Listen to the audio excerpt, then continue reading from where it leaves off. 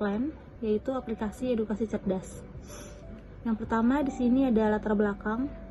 Di era digitalisasi saat ini merupakan era yang dimana semua orang dari berbagai kalangan, mulai dari anak-anak hingga orang dewasa, dapat mengakses pembelajaran dimanapun dan kapanpun tanpa halangan. Program ini juga dapat membantu para tutor dan guru untuk menambahkan lapangan pekerjaan.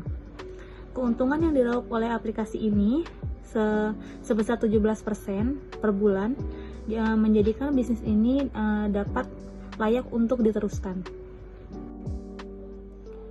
Di slide kedua di sini ada profil usaha. Diberikan nama edukasi cerdas, yaitu aplikasi yang dapat digunakan untuk pembelajaran membaca dan menghitung secara online.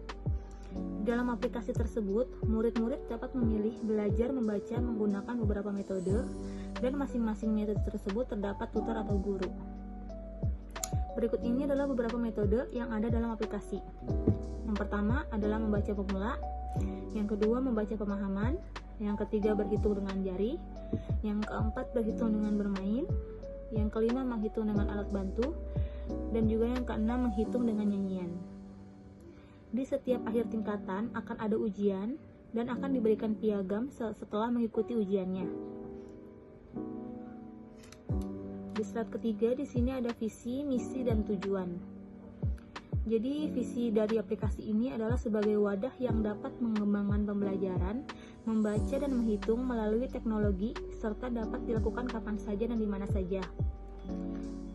Lalu misi dari aplikasi ini yaitu yang pertama memperbarui layanan dengan produk yang berkualitas, yang kedua memberikan pelayanan yang sepenuh hati. Lalu yang ketiga ada tujuan dari aplikasi ini, tujuan untuk tutor yaitu menambah lapangan pekerjaan, yang kedua untuk siswa sebagai solusi di masyarakat saat era digitalisasi saat ini. Di slide keempat di sini ada analisis pasar. Pada era digitalisasi saat ini, semua bimbingan belajar tak terkecuali bimbingan belajar membaca, menulis dan menghitung banyak beralih ke media online. Terkait dengan era ini menjadikan peluang bagi orang tua dan anaknya agar dapat mendapat bimbingan membaca, menulis dan menghitung meskipun berada di dalam rumah ataupun di luar rumah.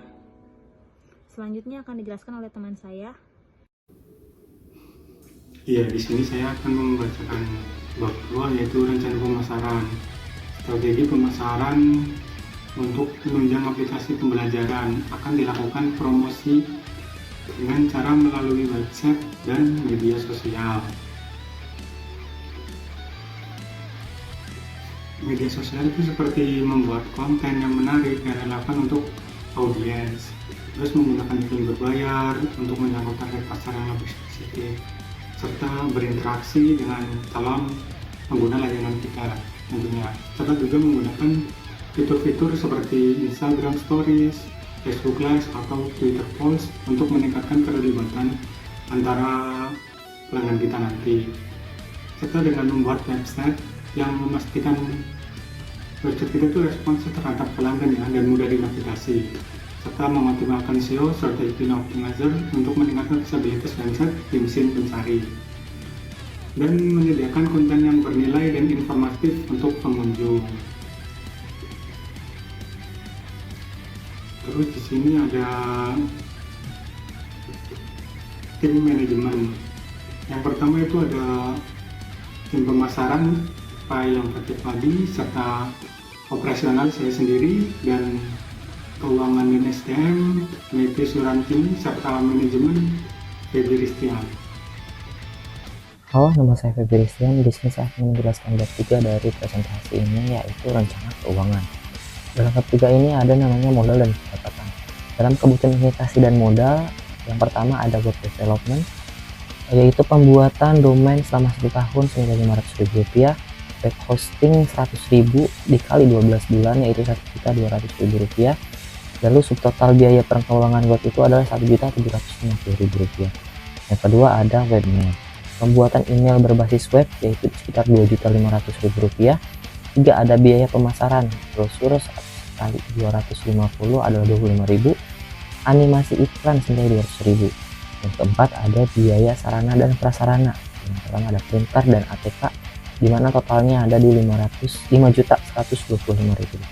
Jumlah pendapatannya nomor 1 adalah 4 pertemuan dalam 1 bulan dikali 20 anak, yaitu senilai 300.000, dan totalnya adalah 6 juta rupiah. Selanjutnya adalah return of investment, memiliki rumus yaitu total penerimaan kurangi total modal dikali 100% sama dengan total modal.